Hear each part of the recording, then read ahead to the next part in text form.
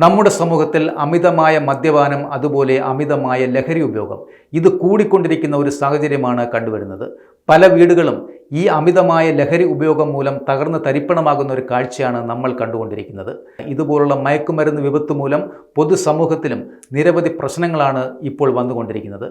ഈ മയക്കുമരുന്ന് ഉപയോഗിക്കുന്നവരും അതുപോലെ ഈ മയക്കുമരുന്ന് കച്ചവടക്കാരെയും പിടിച്ച് അകത്തിട്ടാലും വീണ്ടും വീണ്ടും ഇതിൻ്റെ കച്ചവടം കൂടിക്കൊണ്ടിരിക്കുന്ന ഒരു സാഹചര്യമാണ് നിലവിൽ വന്നുകൊണ്ടിരിക്കുന്നത്. ഇപ്പോഴിതാ കോവളത്ത് കഞ്ചാവ് കടത്തിയ സ്ത്രീയും കുടുംബവുമാണ് പിടിയിലായിരിക്കുന്നത്. കോവളത്ത് കാറിൽ ഒളിപ്പിച്ച് കടത്തിക്കൊണ്ടുവന്ന 21 കിലോ കഞ്ചാവുമായി 60 വയസ്സുള്ള സ്ത്രീയും മകളും മരുമകനും അടക്കം 3 പേരെയാണ് സിറ്റി ഡാൻസ് ഓഫ് സംഘം പിടികൂടിയിരിക്കുന്നത്. തമിഴ്നാട്ടിൽ നിന്നും ഇവർ ഇത് വാങ്ങി നഗരത്തിൽ വിൽപ്പനയ്ക്കായി എത്തിച്ച സാധനമാണ് ഇപ്പോൾ പിടികൂടിയിരിക്കുന്നത്. വലിയവേളി പൗണ്ട് കടവ് തൈവിളാകം ഹൗസിൽ അനന്തൻ എന്ന കാർലോസ്, ഭാര്യ ബിന്ദു, അമ്മ ദമയന്തി എന്നിവരെയാണ് വെങ്ങാനൂരിൽ ചൊവ്വാഴ്ച രാത്രി പിടികൂടുന്നത്.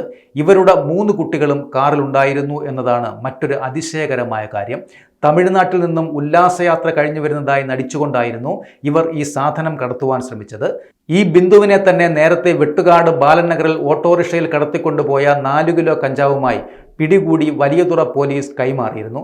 ഇതിനെ തുടർന്നാണ് ഇവരെ വീണ്ടും ഡാൻസ് ഓഫ് സംഘം പിടികൂടുന്നത്. കാറിന്റെ ഡിക്കിയിൽ സൂട്ട് കേസിനുള്ളിൽ പൊതിഞ്ഞ നിലയിലാണ് കഞ്ചാവ് കടത്തിയത്.